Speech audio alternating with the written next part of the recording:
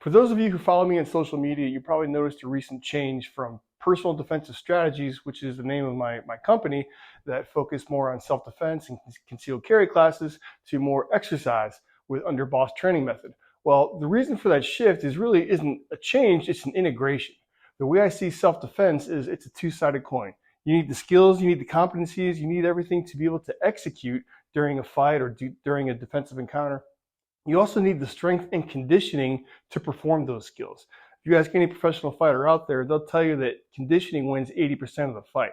That's what I do with the exercise component. The two integrate together to form what I consider to be two fundamental responsibilities.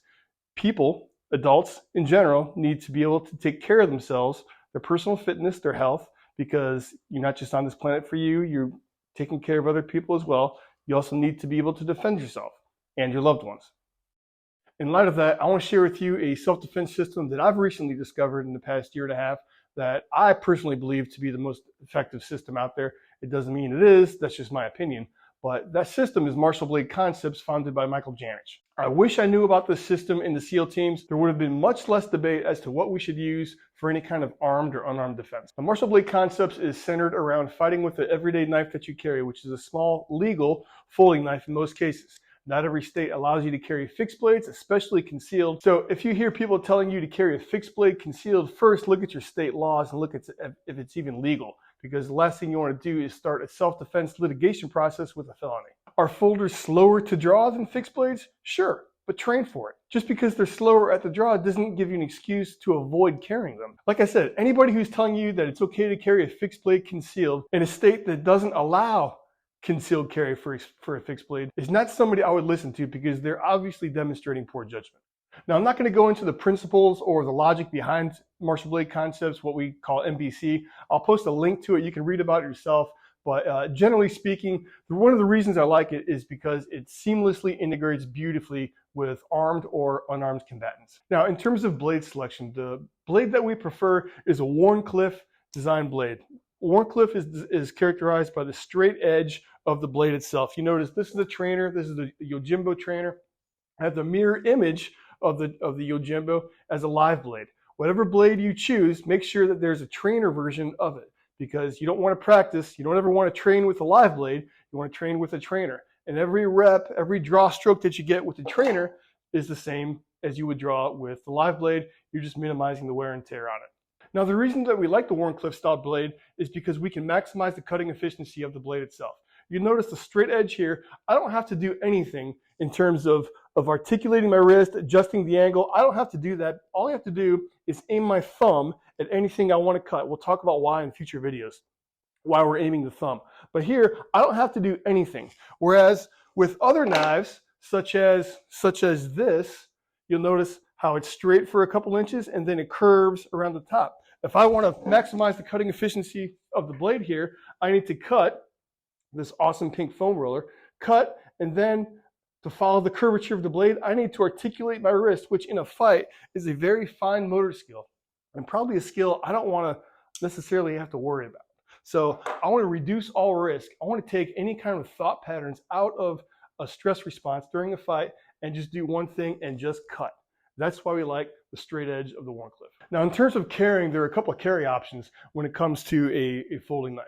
First, you'll notice that when I go to fold this, it goes in my pocket, tip up, right? The tip is up, the clip is down. So in order for it to clip right in my pocket, you notice that when it sits in my pocket, if I were to pull it out, the tip would be up. There's also tip down, which I'll talk about in a second.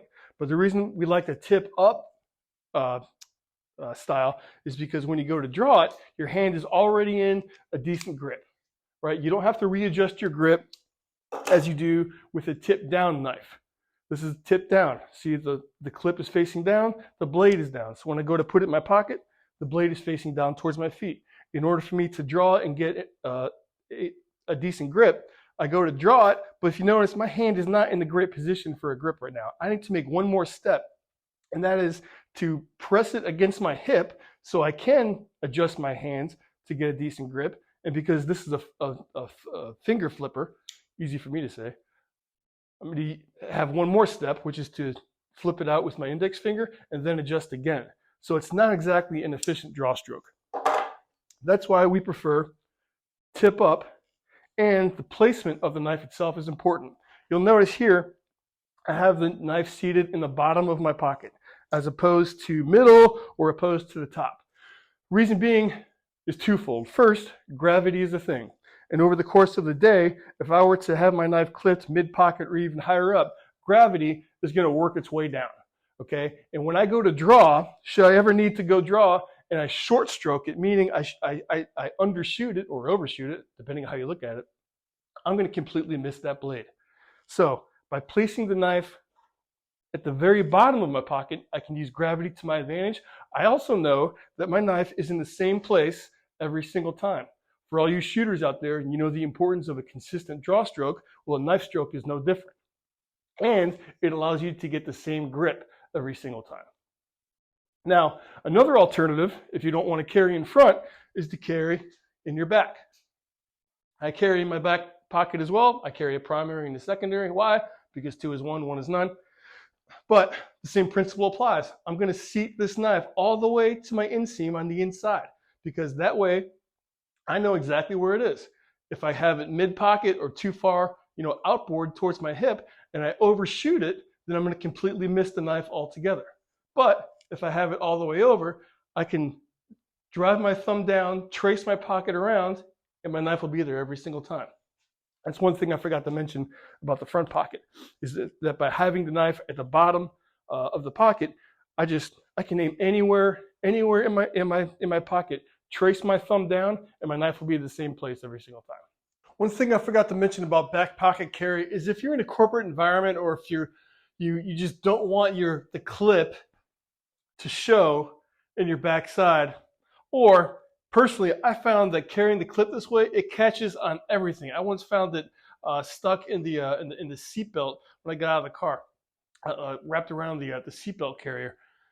Not cool. So another option where you can do is to seat it flat, is to seat it horizontal in your back pocket.